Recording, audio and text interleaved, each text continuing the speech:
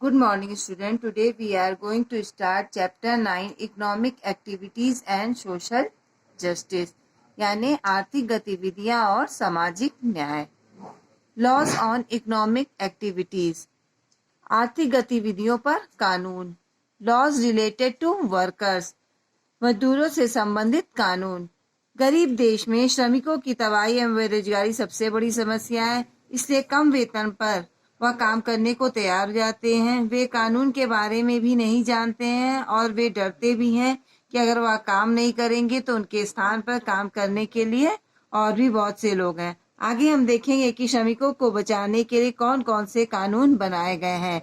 Minimum wages act, न्यूनतम मजदूरी अधिनियम।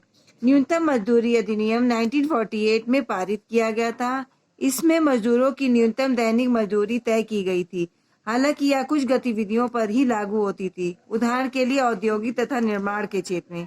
यह घरेलू काम पर लागू नहीं होती थी। बढ़ती कीमतों के साथ साथ समय समय पर न्यूनतम वेतन में संशोधन भी किया गया था तथा अप्रैल 2011 में इसमें संशोधन कर 115 रुपए प्रतिदिन किया गया। Laws on safety and welfare, सुरक्षा और कल्याण पर कानून। श्रमिकों की सुरक्षा और कल्याण के लिए कई कानून बनाए गए हैं। खतरनाक कामों में लगे हुए कारखाने जिसमें श्रमिकों के लिए 48 घंटे का सप्ताह निर्धारित करता है। इसमें प्रकाश, हवा तथा सुरक्षा के लिए भी मानक निर्धारित करता है।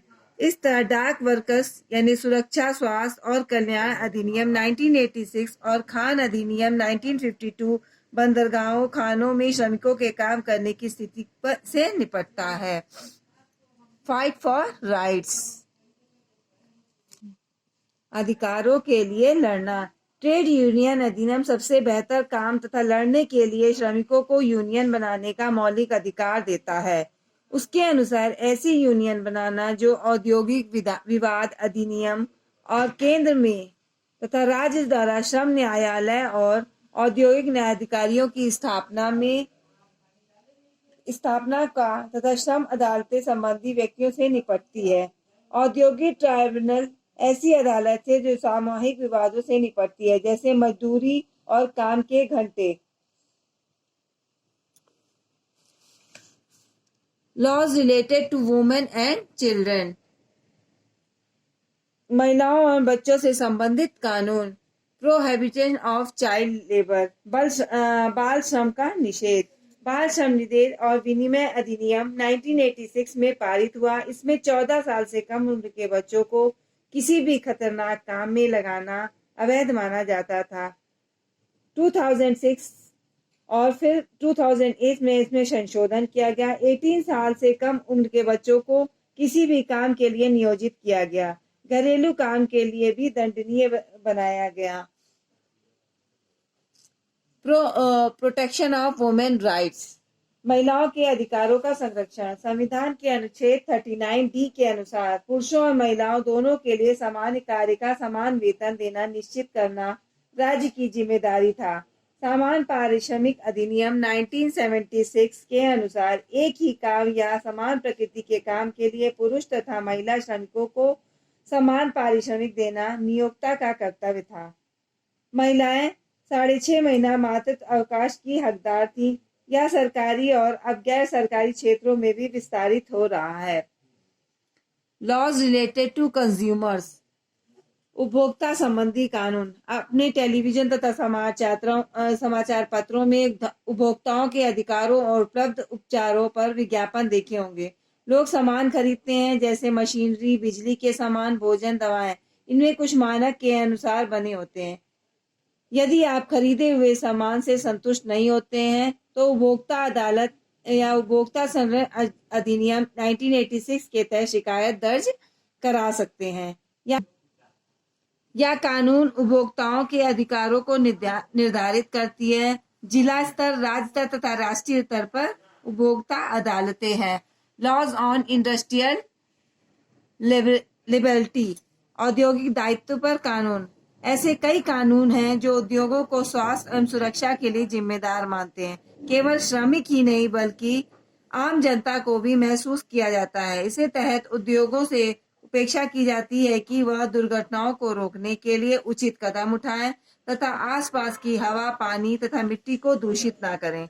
भोपाल गैस त्रासदी के बाद 1986 में पर्यावरण संरक्षण अधिनियम बनाया गया। उस समय प्रदूषण एवं सुरक्षा कानून इतने सख्त नहीं थे। Safety, pollution and the poor.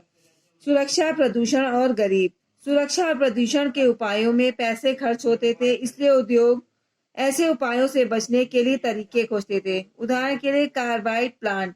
लागत में कटौती के लिए उचित सुरक्षा उपाय नहीं किए गए थे।